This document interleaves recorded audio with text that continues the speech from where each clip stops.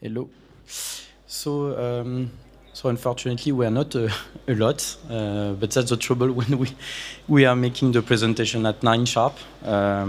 Actually, I had a good coffee, so welcome to our presentation. And actually, it's good that they put our presentation in the first row because it's tackling a very important, but sometimes a topic that is not very fun. A topic of regulation, topic of binding some industry and regulation. So just to introduce myself, I am account manager sustainability in Airbus Protect, part of Airbus Group, and I'm developing the sustainability consulting offer inside and outside the group of Airbus. So, you probably all know the SDGs that after the Paris Agreement were proposed by the United Nations to tackle several world issues like hunger, like poverty, like political issues, geopolitical issue. And this is clearly a worldwide frame, and each of these criteria has the ambition as well to be a matter of managing the way those criteria are evolving around the world, locally and globally as well. And of course, why we talk about that? Just because that's the origin of the EU Green Deal and the global European Commission priority. And in fact, just to tackle the different topics adapted and really focused on European specificity, Europa has decided to go inside 6 big pillars, the one that we will be talking today that are tackling majority of industrial concerns, and other topics like economy, digitalization, European way of life, diplomacy, and so on. But we'll focus more on the EU Green Deal that you... it's not working. Bon. That you see on the top. And this is, so the presentation is eaten, but I know what is written. It's just to explain that the EU Green Deal are focusing on the main industry challenges within climate change and climate adaptation. And this EU Green Deal has been separated in 8 main topics. And this is to show that in the overall industry and the overall economy needs to change as well. It's not a question of climate change, pollution. It's an overall question that we need to tackle together. Okay, so now we will be focusing a bit and traveling a bit in the time frame because we'll be starting a bit in the past. We'll talk about today's project that has been granted this year, and after we'll talk as well on the future and what is the mindset and the strategy at the EU Commission. So here we are 3 years ago, just after a wonderful time in Europa, in France, which was the pandemic. This project is at the beginning of everything because the funding, the taxonomy, and the way to influence the funding and the financing, so the resources, is something key to start the overall transformation and the adaptation. And this EU taxonomy has 2 main objectives. First of all, to identify the sustainability and environmental topics to invest, that the investor can be aware in which topic they are investing. Secondly, it has as well a role of transparency. So if you are raising a project, if you are asking for research budget and so on, then you know what you are doing in tackling one of the 6 chapters you see on the screen. And this is starting. As I say always, the taxonomy is the beginning of everything, because if Europea is starting to invest, and there are numbers on the presentation, but I will not be able to take some more time. But you see that each year we need to invest more in such projects to reach the targets of the climate neutrality between brackets in 2K15. So this is the first frame, which is the basis. So once again it's cut, but you will understand. Today we will be tackling and spending 1 or 2 minutes on one topic that has been replacing a directive to a regulation on the overall battery world. And you know, battery has two main interests. First, battery is a major enabler for the global decarbonization of the industry, and we see that. We have battery in all our devices, and it will become now that we'll have this in cars, in probably in airplanes, and in a lot of other devices. So that's why this is very important that we work on a good regulation within this domain. And secondly, this is the first regulation because in the past, in fact, people were regulating on a given topic, like due diligence on the transportation, due diligence on supply chain, mining, raw material, and so on. But that's the first time that a regulation is taking a lot of different other regulation that exist already, that join everything, have a life cycle assessment and a global life cycle mindset.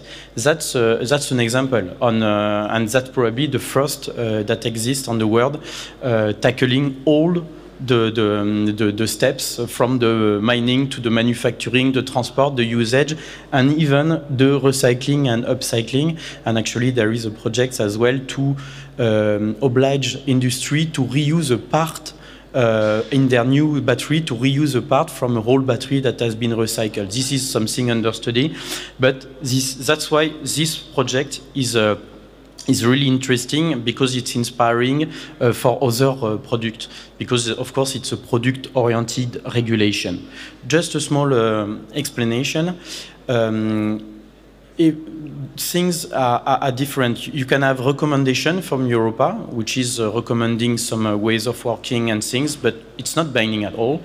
Then you have directive, which is you settle a target for the different states, and then they can put a law to settle this target in place, but they are totally free to do that. And before it was a directive, and now it's a regulation, so which is enforcing the local law on a given topic. So just to understand properly the vocabulary. And so during the past years, we have seen several events, several environmental events, we see the collapse of Rana Plaza and the pollution in Brazil. We faced as well since several years that there are some environmental events, some catastrophe, but we face more and more human origin, activity origin catastrophe that could sometimes be prevented or even protected more. And so that's something that is in proposal and that will be voted soon, and it's in proposal since 1 year. It's pushing for much more responsibility, even if sometimes the supply chain is very long with tier 7, 8, 9 sometimes, that is settling responsibility to the end producer or the end assembler. And on top of that as well, I want to push that the customer awareness should be as well something that is obligatory at the end, just because when you buy a product at the end, you could be considered as the last member of the supply chain. So really those two aspects, and once again, we speak about transparency. Then an evolution as well that has been very interesting, because you all know the REACH regulation that are tackling one substance after another. That is, you have one substance that is human risky, then you say you don't use this, so you replace by another, then you see there is another risk, and then it's improving with scientific roots as well. But today, there has been really a change of mindset, not managing individual by individual, just managing group and family of substances globally, and to say to the industry, no, you will have to adapt and to replace globally those substances to avoid replacing by another that is as well human risky or environmental risky, then to replace by another, which is for globally in industry a major acceleration in this process of removing a substance that could be a risk for the human health or the global environment. And on top of that, this is reversing as well a bit the burden of the proof, because before it was a bit the industry to propose and the regulator to prove that the product is not risky for such a topic.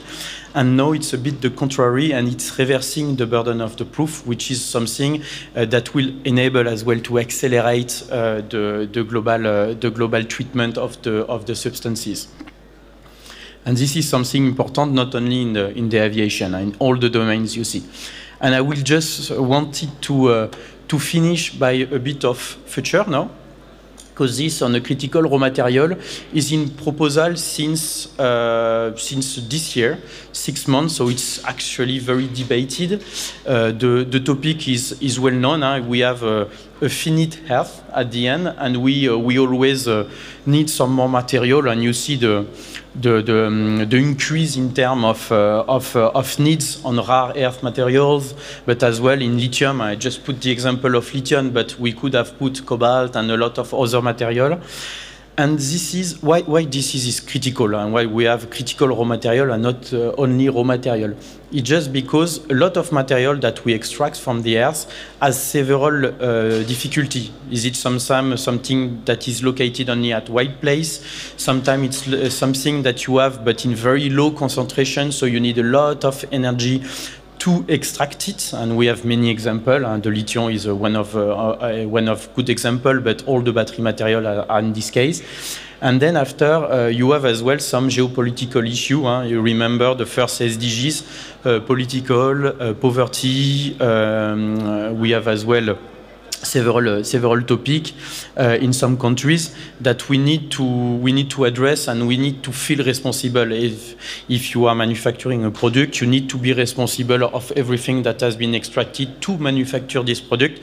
And once again, you start to feel a bit the conclusion around transparency and around end-to-end global way of thinking, and not saying, okay, I'm just assembling, I don't feel responsible for my overall supply chain. So that's why this project is a very important project, and actually Europa is thinking on many, EU Commission is thinking on many ways to tackle this. Is it to limit, is it to settle some quota at different level for each company, or to have obligation and then deviation within the time we have something to replace this material, or the time to allow scientific studies to respond to this problematic. So really, right now they are talking about the better way to tackle this. Not to harm the industry, not to harm the environment, but to try to find a solution that could be as a matter for both of world. So, okay. So now I want to go back to my conclusion. Often, in fact, you see the regulation. People see the regulation like an obligation, a risk, an issue. The message we want to pass today is the regulation is not an issue. It's even more sometimes an opportunity. It's even a need in the case we are, because we are today, the overall world is in global transformation. And actually, we don't hear too much people talking about versatility, recycling of their products and so on. So sometimes it's a bit the task to the regulator to push the industry, and constraints and regulation are as well a good step, a good mindset as well to push the innovation in the right direction as well, and not in the wrong direction. So which is the first point. And on this point, actually, we could be proud because Europa is seen as a forward thinker, and really forward thinker, and forefront, taking some opportunity, trying to propose things. So it's very positive. Actually, I've put two examples. One from, two are from the global aviation. So the EU ETS that has been settled in 2K5, which is a global cap and trades system scheme that has been settled in Europa at this time, is something that has been transformed at global world, so on the ICAO, into the CORSA scheme, which will be the reference in the world. So which is very interesting. And I've put as well an example in the France transportation to push the use of the train when it's possible, and as well to put this travel attractive as well. That's the second work. So, but you see as well, as we've presented several laws, we see as well it's adding some complexity. It's adding some workload on even on the regulator, but as well on the industrial side to better understand their supply chain, to, for example, on the critical raw material, one day you will have a list. Okay, so I have to take all the product, all the subparts, all the supply chain parts I have, and I need to know if one material is in this description, which is, of course, will be heavy workload. So that's why it's important to be aware on this and to face as well those regulations will be putting the industry accountable on the footprint, the global footprint, not only on the CO2 footprint. Sometimes it's forgotten that we are polluting by many other ways than CO2, and the accountability of the company in front of their activity and their new products. And this is the global philosophy. And to have probably a much more positive message, because it will be a wonderful adventure. It's a global adventure in our world. We need to do that together, and we need to face that as an opportunity as well to transform the global way of thinking. We see as well several companies that are competitors merging inside the working groups to work together to propose as well some regulation to the EU Commission. I have the example on aerospace, the EIEG, which is the International Aviation Working Groups that are working on several topics to propose from the industry some regulation that could be a part of the solution. And that's why I put the word anticipation, collaboration between the industry, because we are all in the same sheet, if I can say, and the transparency between each other. So, thank you. I hope I was enough clear to awake all you, probably better than a coffee. And if you have some question, I don't know if the next presenter is already there. Sorry for the delay, but it has started as well a bit later, so I'm sorry for that. But whatever, hopla. You can, we are Airbus Protect, we are the booth D10. You can contact us. We are really free to speak about that. We work on these topics, and in then, of course, with Airbus and Airbus Group, but we work as well globally with external customers and on this global sustainability and environmental consulting team. So, happy. Thank you. Thank you for your attention. Hopla.